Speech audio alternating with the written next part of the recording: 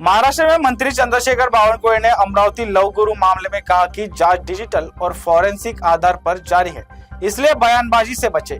अमरावतीला एसपी सोबत संपूर्ण जो त्या ठिकाणी या घटनेचा या कृत्याचा काय काय तपास झाला याच्या माझी रोज चर्चा सुरू आहे। पालकमंत्री म्हणून या घटनेला मी रोज बघतो आहे।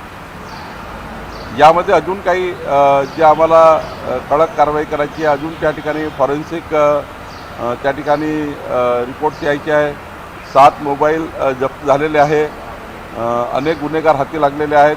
त्यामुळे याची जे व्याप्ती लक्षात घेता ॲडव्हान्स प्रणाली वापरून किंवा देशामध्ये वेगवेगळ्या पद्धतीच्या ज्या या ठिकाणी खोजबीन करणाऱ्या डिजिटल माध्यमाच्या माध्यमातून जे काही या ठिकाणी फॉरेन्सिक लॅबोरेटरी वगैरे आहे याचा लवकरात लवकर रिपोर्ट मिळाला पाहिजे।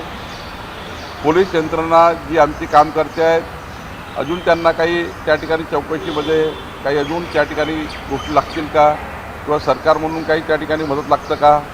शेवटी एसपी आणि आमची SIT खूप ताकदीने चौकशी करतायत। माननीय मुख्यमंत्री देवेंद्र फडणवीसजी रोज मॉनिटर करतायत, मी सुद्धा रोज चर्चा करतो आहे।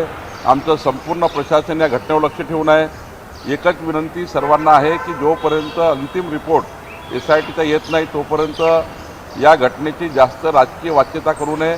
चौकशीवर कुठला दबाव येईल किंवा या चौकशीवर कुठला त्या ठिकाणी चौकशी भरकळेल असे कोणतेही वक्तव्य कोणी करू नये असं मला वाटतं। वारंवार सांगितलं की जे 7 मोबाईल किंवा जे काही डिजिटल आमचं फॉरेन्सिक ऑडिट होणार आहे आणि 7 मोबाईल पकडल्या गेले आहे, काही लिंक पकडल्या गेल्या आहेत, यावर फॉरेन्सिक तपास झाल्याशिवाय त्यांचा पूर्ण रिपोर्ट आल्याशिवाय मी तरी बोलणं योग्य होणार नाही। शासन म्हणून काम करताना कुणी काय म्हटलं यापेक्षा पोलिसांच्या तपासात काय हे महत्त्वाचं आहे। या गुन्ह्यामध्ये असलेला प्रत्येक आरोपी हा पोलीस विभाग पकडल्याशिवाय राहणार नाही। त्यामुळं अशा प्रकरणात अधिक पोलिसांच्या गोपनीयतेची वाच्यता करणे किंवा या तपासात काय काय मिळालं ही सार्वजनिक वाच्यता करण्यापेक्षा अशा प्रकरणामध्ये अंतिम रिपोर्ट येऊन द्यावं लागतं, नंतर चर्चा करावी लागतं।